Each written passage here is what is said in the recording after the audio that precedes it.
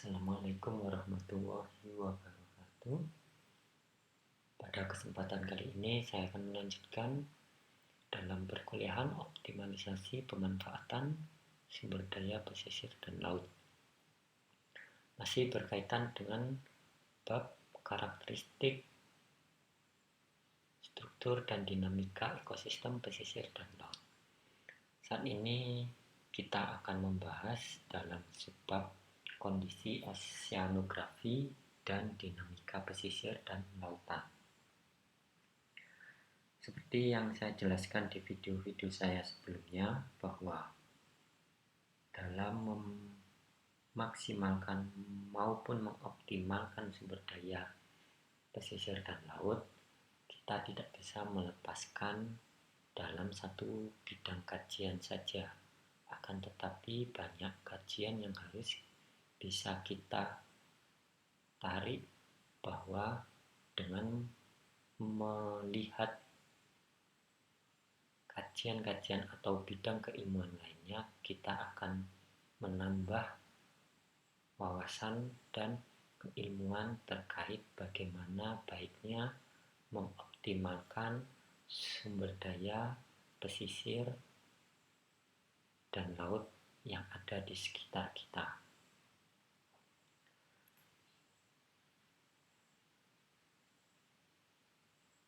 Wilayah pesisir merupakan daerah di mana terjadi interaksi antara tiga unsur alam, yaitu daratan, lautan, dan atmosfer. Proses interaksi tersebut telah berlangsung sejak unsur-unsur tersebut terbentuk. Bentuk wilayah pesisir yang ditemui saat ini merupakan hasil keseimbangan dinamis dari proses penghancuran dan pembentukan ketiga unsur alam ini. Kondisi oseanografi fisika di kawasan pesisir dan laut dapat digambarkan oleh terjadinya fenomena alam seperti gelombang, pasang surut, arus, kondisi suhu dan salinitas, serta angin. Dari fenomena-fenomena tersebut dapat memberikan kekhasan terhadap karakteristik pada kawasan pesisir dan lautan, sehingga menyebabkan terjadinya kondisi fisik perairan yang berbeda-beda. Yang pertama adalah terkait pasang surut. Pasang surut merupakan fluktuasi muka air laut sebagai fungsi waktu karena adanya gaya tarik benda-benda di langit, terutama matahari dan bulan, terhadap massa air laut. Kemudian tipe pasang surut ada beberapa yang perlu kita ketahui. Yang pertama adalah harian ganda, pasang surut harian ganda semi-diurnal tide, di mana dalam satu hari terjadi 2 kali air pasang dan 2 kali air surut dengan tinggi yang hampir sama, dan pasang surut terjadi secara berurutan dan secara teratur. Periode pasang surut rata-rata adalah 12 jam 24 menit. Kemudian yang kedua adalah pasang surut harian tunggal atau diurnal tide. Dalam satu hari terjadi 1 kali air pasang dan 1 kali air surut.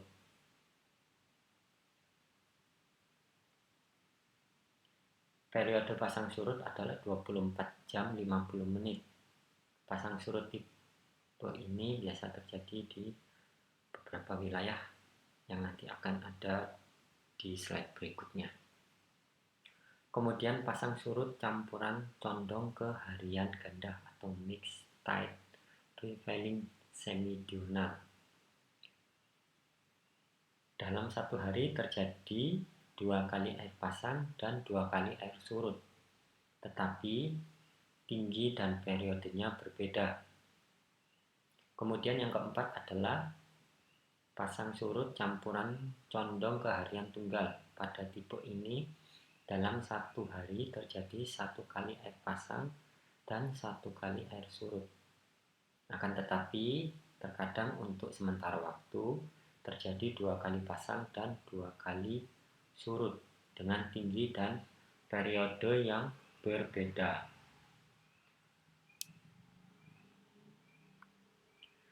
Nah, berikut adalah contoh grafik pasang surut dari keempat tipe pasang surut yang tadi. Bisa dilihat yang pertama adalah harian ganda, kemudian campuran condong ke harian ganda, kemudian campuran condong ke harian tunggal, kemudian yang berikutnya adalah harian tunggal.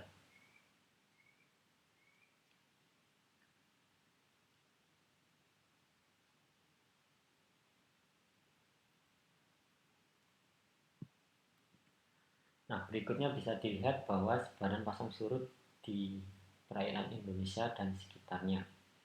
Seperti pasang surut harian ganda semi-diurnal tide biasa terjadi atau terdapat di Selat Malaka, kemudian sampai Laut Andaman.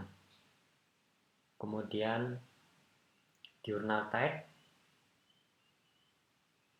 seperti di perairan Selat Karimata dan juga Laut Jawa. Kemudian mixed tide prevailing semi-diurnal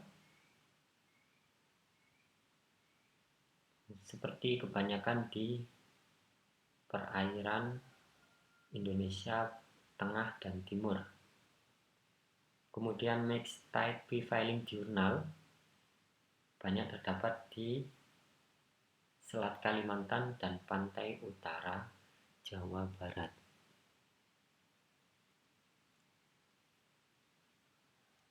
Nah, itu tadi beberapa pasang surut yang perlu kita ketahui. Kemudian melanjut yang kedua yaitu gelombang, di mana gelombang merupakan peralihan energi karena adanya interaksi atmosfer dan permukaan laut. Gelombang merupakan gerakan naik turun dan menjalar dari laut lepas offshore hingga ke pantai coastal.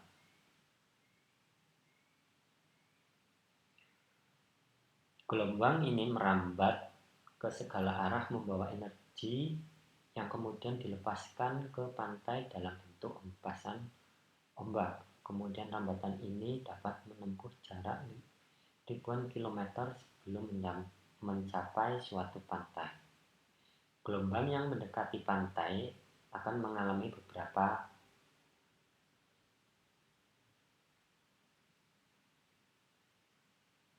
hal. Yang pertama yaitu pembiasan, refraksi, dan atau memusat konvergen jika mendekati semenanjung atau menyebar divergen jika menemui cikungan. Jadi beberapa hal yang terjadi pada gelombang yang mendekati pantai ada 3. Kemudian di samping itu gelombang yang menuju perairan dangkal akan mengalami spilling, plug-in, collapsing atau surging yang dikarenakan topografi dasar lautnya. Jadi karena adanya perubahan kedalaman.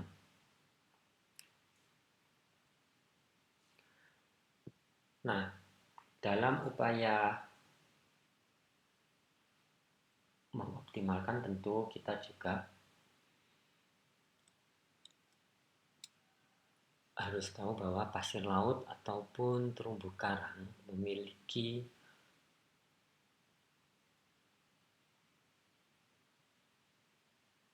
pengaruh terhadap gelombang, yaitu dapat meredam energi gelombang tersebut. Sehingga jika kita melakukan penambangan pasir laut secara ilegal, di sini akan merusak juga kestabilan dari pantai.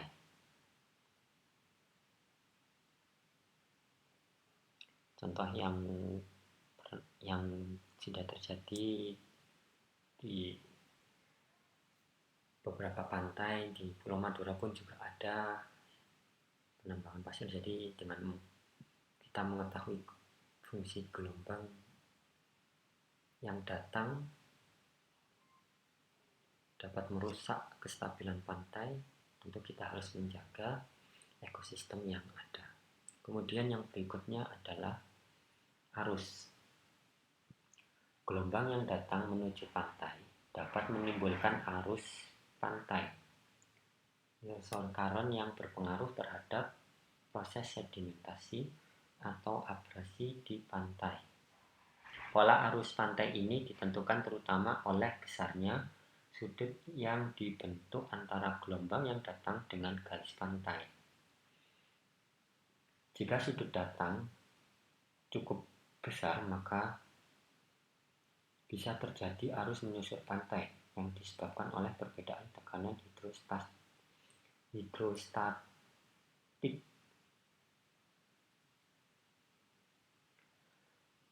Namun, jika sudut datang gelombang tersebut kecil atau sama dengan nol, maka gelombang yang datang sejajar dengan pantai. Maka akan terbentuk rip current atau arus mendekati meretas pantai dengan arah menjauhi pantai di samping terbentuknya arus menyusur pantai. Di antara kedua jenis arus pantai ini, arus menyusur pantai atau longsor current ini yang memiliki peran lebih besar terhadap transport sedimen.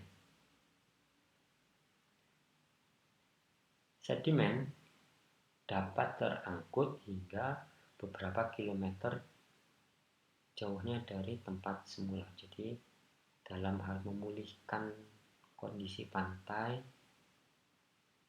parameter oceanografi, gelombang, arus, dan pasang surut ini juga memiliki peranannya masing-masing terhadap angkutan sedimen.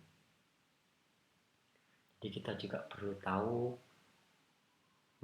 mengapa suatu pantai mengalami abrasi atau mengalami akresi sedimentasi. Kita tidak bisa langsung melakukan ini harus dilakukan penanaman mangrove, ini harus dilakukan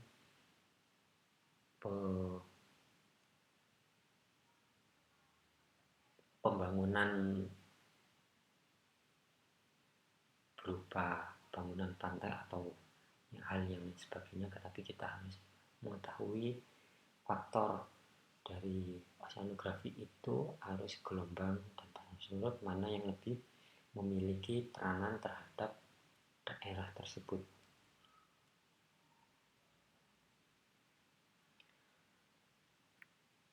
Nah, ini adalah beberapa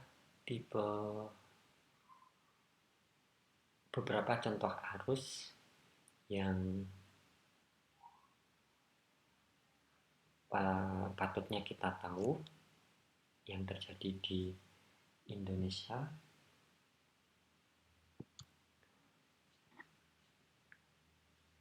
Yang pertama adalah Anda mungkin sudah pernah tahu Kuroshio berasal atau bergerak dari timur laut negara Filipina. Kemudian di Indonesia juga ada yang namanya Indonesia Through Flow atau Arlindo, arus lintas Indonesia, yang bergerak dari Samudra Pasifik ke Samudra Hindia yang melalui Selat Makassar, Laut Sulawesi. Kemudian di Laut Selat Makassar ini terbagi menjadi yang pertama langsung menuju ke Samudra Hindia melalui Selat Lombok dan bergerak ke timur ke Laut Banda. Nah, inilah mengapa di Indonesia bagian timur ini juga kaya akan terumbu karang yang kondisinya baik, karena adanya arus yang hangat dan dingin ini membawa massa air yang besar terhadap kesuburan perairan di Indonesia Tengah maupun Timur.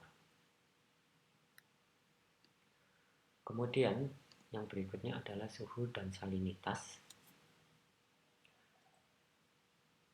Suhu dan salinitas, ya kita bisa mengetahui asal-usul massa air laut dengan diagram TS. Kemudian penentuan densitas air laut. Jadi suhu dan salinitas merupakan parameter oseanografi yang penting dalam sirkulasi, yang mana nantinya kita mengetahui asal-usul massa air laut. Kedua parameter ini, jadi penentuan densitas air laut ditambah dengan tekanan, akan mengetahui densitas air laut. Perbedaan densitas antara dua tempat akan menghasilkan perbedaan tekanan yang kemudian memicu aliran massa air dari tempat yang bertekanan tinggi ke tempat yang bertekanan rendah.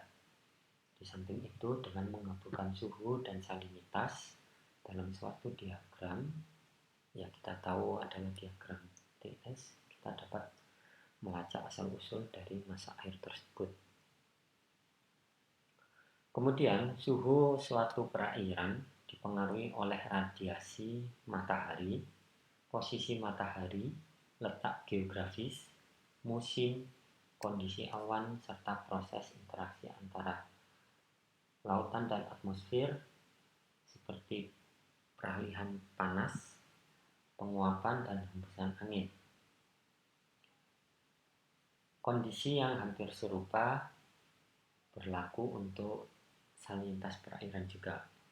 Parameter yang mempengaruhi adalah keadaan lingkungan seperti di muara sungai ataupun jauh di daratan, kemudian musim serta interaksi antara lautan dengan daratan atau gunung es. Suhu air di perairan Indonesia umumnya berkisar antara 28 sampai 38 derajat Celcius. Di lokasi yang sering terjadi upwelling, jadi Anda tahu upwelling adalah naiknya massa air di laut dalam ke permukaan seperti Laut Banda ataupun di selatan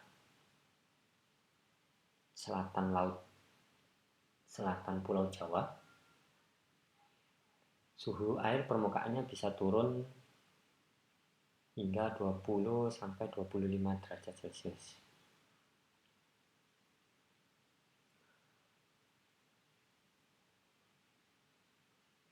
Suhu permukaan laut Indonesia secara umum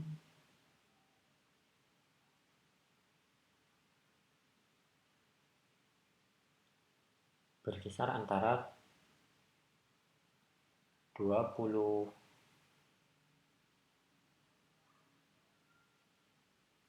sampai 30 derajat Celcius karena perairan Indonesia dipengaruhi oleh angin musim, maka sebaran SPL-nya pun mengikuti perubahan musim.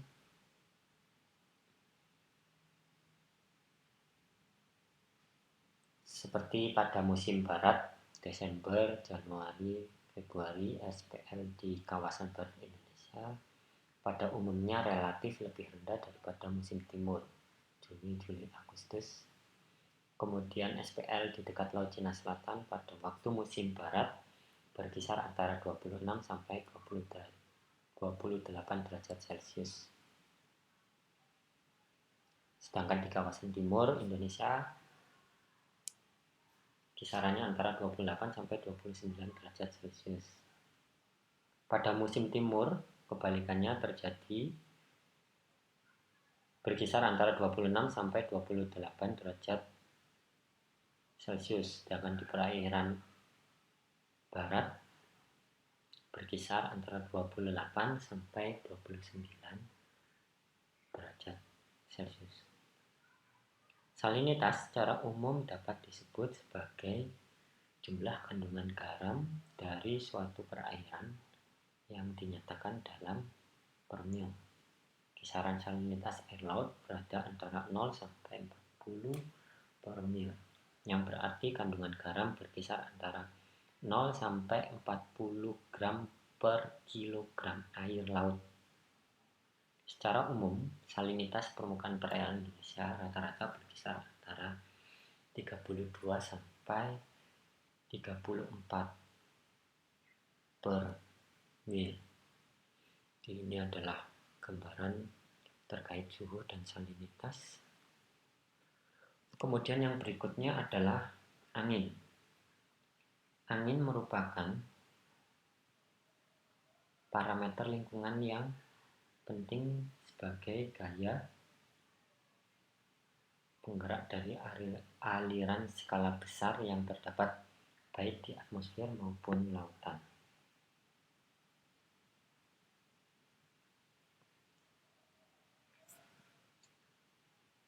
Sirkulasi udara yang kurang lebih sejajar dengan permukaan bumi, inilah yang disebut dengan angin.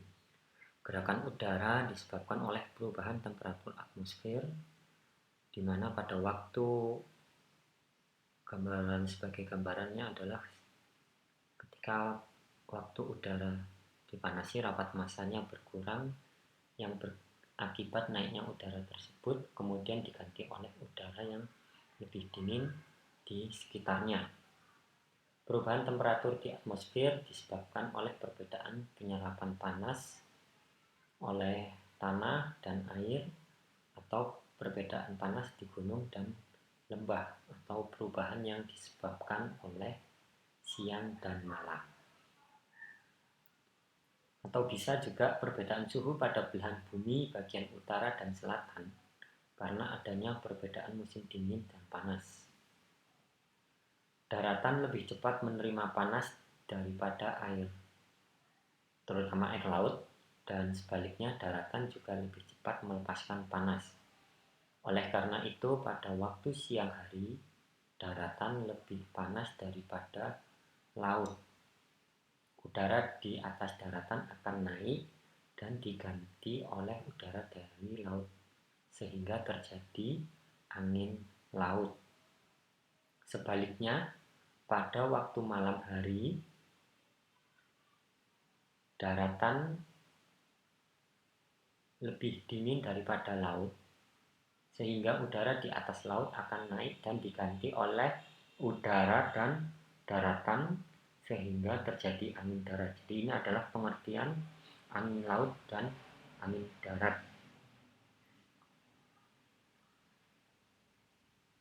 Jadi jangan sampai terbalik antara angin darat dan angin laut.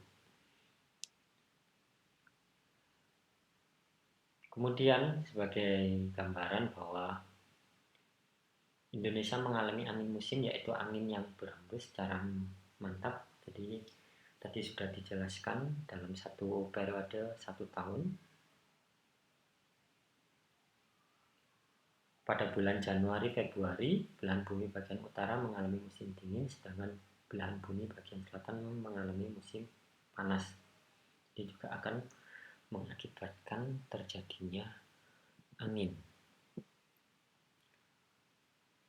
Kemudian gambar mawar angin ini adalah sebagai contoh untuk menunjukkan dominan atau dominasi arah angin dari mana bertiupnya. Jadi kondisi oseanografi, kita juga perlu mengetahui kondisi oseanografi